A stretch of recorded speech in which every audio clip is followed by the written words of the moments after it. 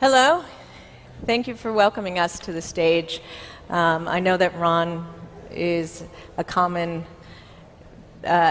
visionary that's turned to in the tech community, but today he's not talking about tech per se as an investment. He's talking with me about how the tech community can become active in some of the social issues of today.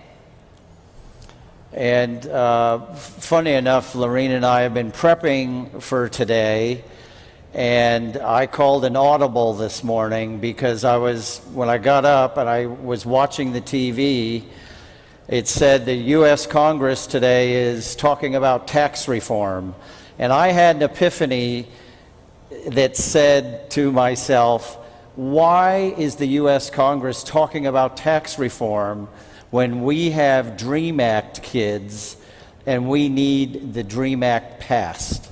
So I called Laurene and I said, why don't we focus our time on these 800,000 dreamers and educate everyone on immigration reform? It's kind of amazing that Laurene and I met close to 20 years ago, and we met at College Track. And at College Track, which is an organization that Laurene founded, so Laurene's a fellow entrepreneur and founder. Laurene, in founding College Track, it didn't take long before she discovered the need for immigration reform, and I'd love to have you share. Yeah, I'm happy to talk about that.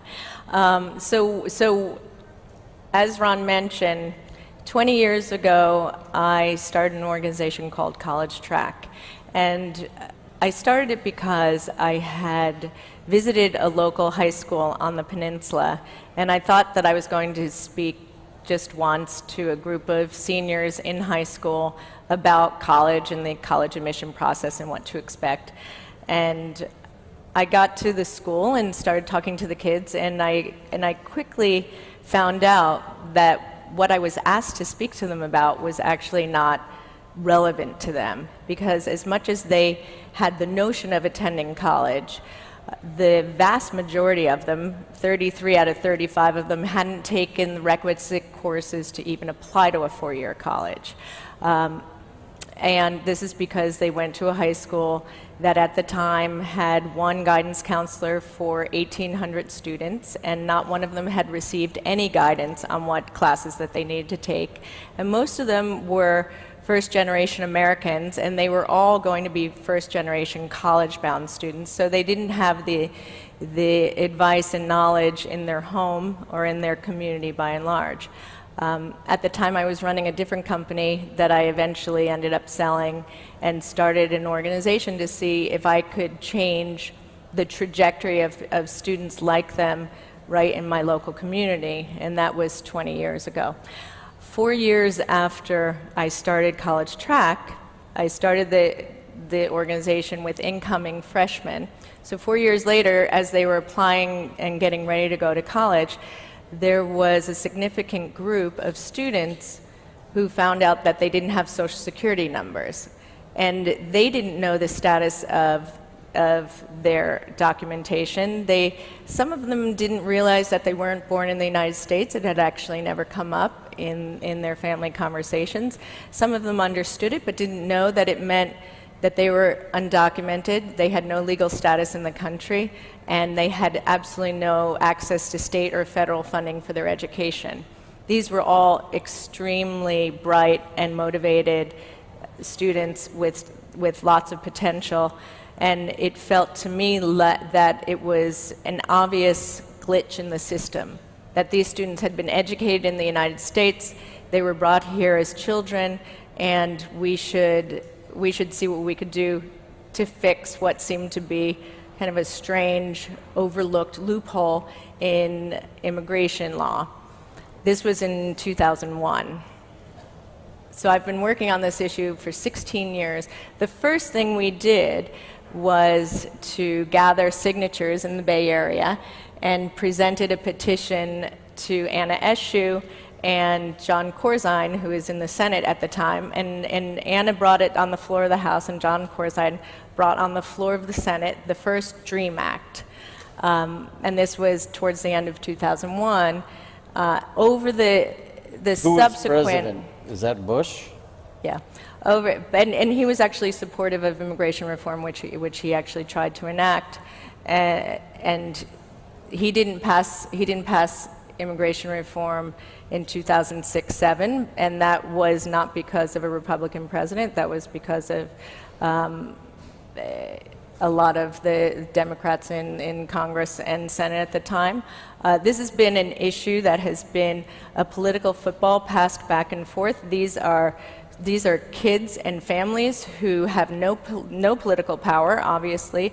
They have very little power in general, and so they can easily, their rights and their voices can easily be overlooked and traded off for other political priorities. What Ron is describing right now, the DREAM Act, you might have heard of because it's come back to the fore, and it's become a hot button issue again because President Trump brought immigration to the fore and made it obviously a big issue in the campaign last year. And you probably heard that he recently rescinded DACA, which is protected status for dreamers. So DACA stands for Deferred Action for Childhood Arrivals. That means that students who were brought here as children would not be targeted for deportation, number one. And number two, they could get work permits and they could access in-state tuition if that was the law of their state for higher ed. And that was passed through executive action by President Obama in 2012. So that executive action was overturned and rescinded a few weeks ago, and we now are in a window of opportunity where there's heightened awareness of this situation that affects 800,000 individuals, like Ron was saying. And it's part of obviously a larger big issue in the United States around immigration and who we are as a country and what our national priorities are, and how do we identify as Americans. It's the height of ridiculousness that we're turning our backs on the lifeblood of our country and the whole founding notion of our country, that we're a magnet for the best and the brightest, and that we're a magnet for those who are seeking the kind of freedoms and liberties that our country was built on. And most of the giant tech companies out there have been founded by immigrants. The tech industry's lifeblood is through immigrants, and all the H-1B visas that have brought in some of the great talent to our tech companies. Yeah, that's right. Actually, to get the actual number right, more than that, as of 2010, more than 40% of Fortune 500 companies were founded by immigrants and their children. The majority of small businesses in America are founded by immigrants, and that's the engine for economic growth in the United States. There are reams and reams of reports that cite important economic statistics about the importance of immigrants and immigration to America, but also the serious economic hit that we would take at the local, state, and federal level if we don't pass the DREAM Act, if we don't pass comprehensive immigration reform. It's in so many ways contrary to everything we know is important in America, and it's economically unviable to not take immigration reform seriously. Can you walk through some of the artists that are even involved in this movement? Yeah, sure. I would also like you to talk a little bit about your experience with college track, because I know that's informed you and your position a lot, and we can do that, or we can talk about what artists and culture purveyors are doing, because as in most actions, artists are generally in the forefront of bringing awareness through their lens as artists to the rest of the population. Yes, as I indicated earlier, I've been involved with college track for close to 20 years. It's how Laurene and I met. And a great cultural pop artist is will.i.am, the founder of the Black Eyed Peas. And Will came up to me a couple of years ago and said, I want to do something for the kids of my community where I grew up. And I said, Will, just start a branch of college track where you grew up. Will grew up in Boyle Heights, which is right next to Watts in Los Angeles. Will started a college track, and just like Laurene, it didn't take long for will.i.am to discover that many of the kids going to college track Boyle Heights are dreamers. And these are kids that need a chance like everyone else. Yeah, I think even more pointed and something that everybody in this room will appreciate is that Will brought in coding and robotics and exchange to China as part of his program in Boyle Heights. And we had in the first graduating high school class from Boyle Heights, which happened 2 years ago, more than half of the students are following STEM majors in high school. Several of the students have interned with Will in Los Angeles, and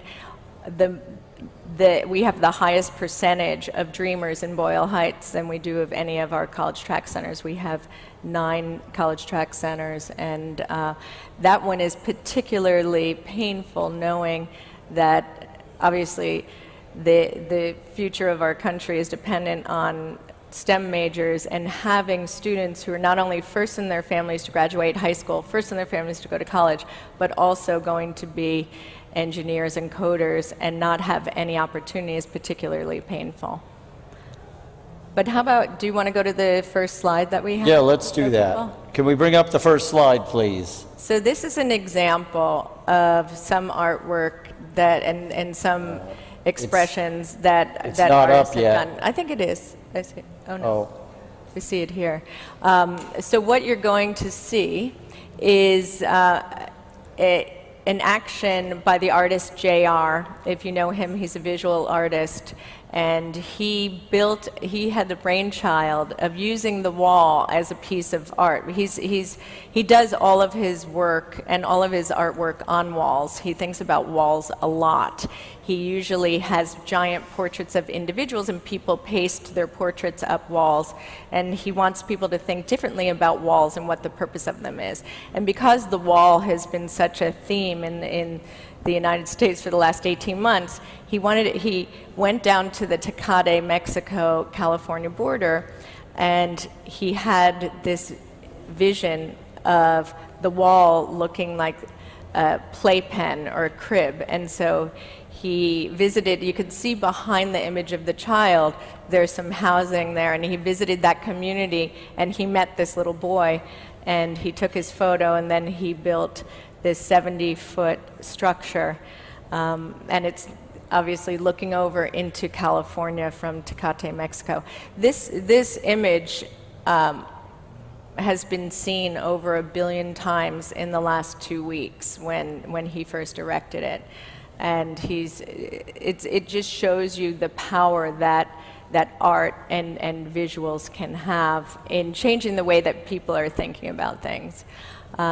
Another example of artists who are doing remarkable and innovative work is the film director Alejandro Inarritu, who was the director of The Revenant, and he's from Mexico, and he decided that he wanted to direct his first immersive VR experience, and the film that he has created is an amazing experience that's now in LACMA in the LA County Museum, and I recommend it highly for anyone who hasn't seen it.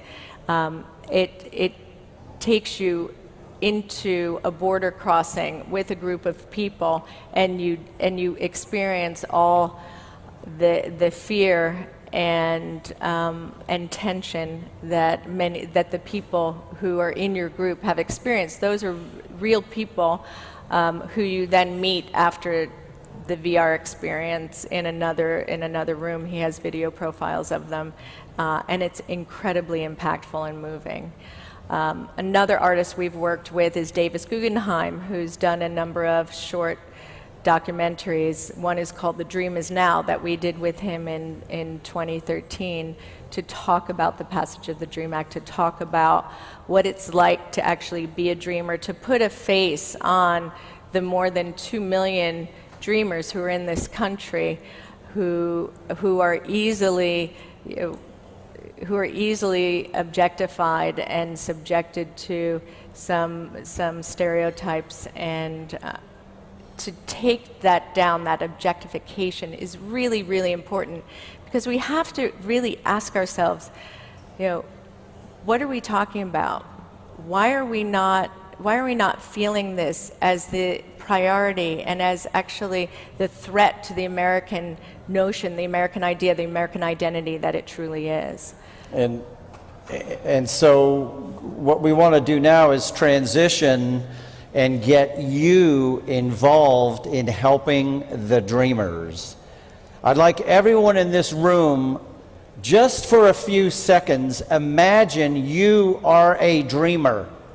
Imagine you're one of the 800,000 people that tomorrow morning, when they get out of bed, if they slept, but if they did sleep, the minute they get up, they get jolted, and they say to themselves, what is Trump going to do today?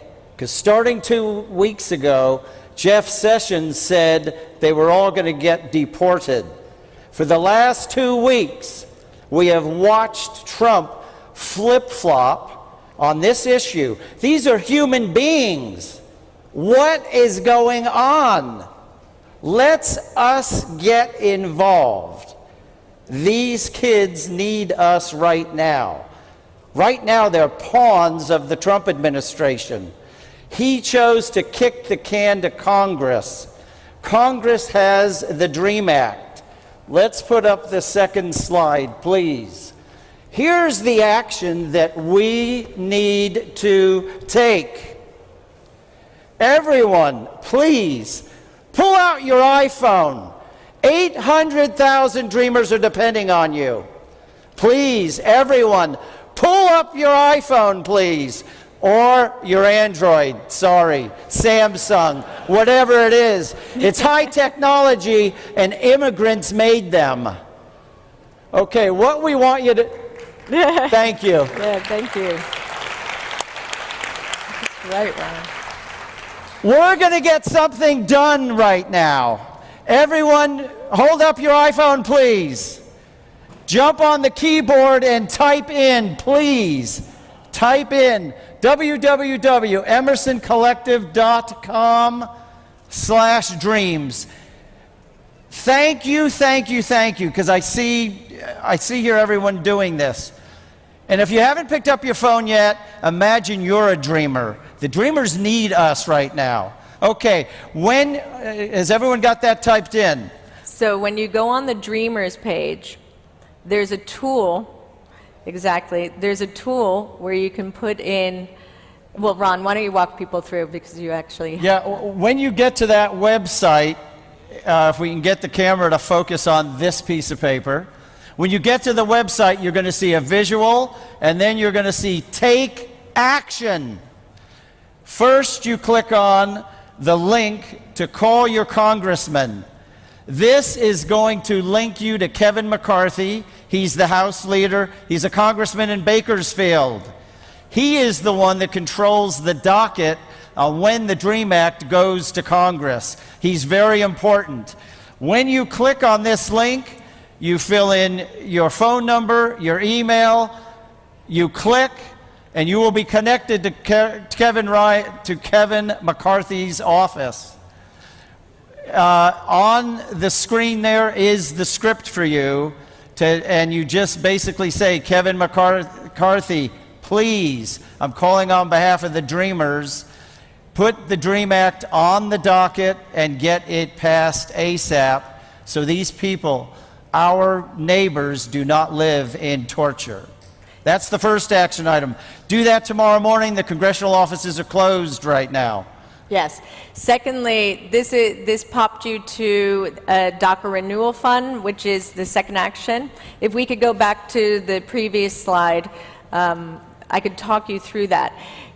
Part of the rescinding of DACA that President Trump did, it was a 1-month grace period where any students who had DACA status, remember that's the protected status, that was coming up for renewal before October 5th could renew for another 2 years. Now, I should say that anyone who received DACA status, there are 800,000 of them, anyone who received DACA status only received it for 2 years. And you have to satisfy a whole list of provisos in order to get your DACA status removed. So they said, okay, if you have DACA status that it expires and can be renewed before October 5th, you can renew it for 2 years. You'll be the last people. Otherwise, if your DACA status expires October 6th, you're out of luck. There are 154,000 people whose DACA status expires before October 5th, and we're committing to helping support that. It also comes with a cost. It's a fee of $495 for the individuals. Some of these people are students and can't afford that, and so we've committed to help support them. If that's something that's moving to you, if you'd like to be helpful to an individual, you can. Many of them have GoFundMe pages, and you can go on the DACArenewalfund.com site and contribute to help a dreamer who can renew their DACA status. So I think we have to wrap up. I know we're out of time. But, okay, everyone who typed in Emerson Collective Dreamers in your phone, please go there every day. On that page, we will update you on the status of the Dreamers, our 800 fellow Americans, and we will continue to give you action items to get this DREAM Act passed by the U.S. Congress. By the end of this year. Tech community, unite. Help our fellow Americans. Thanks, Ron.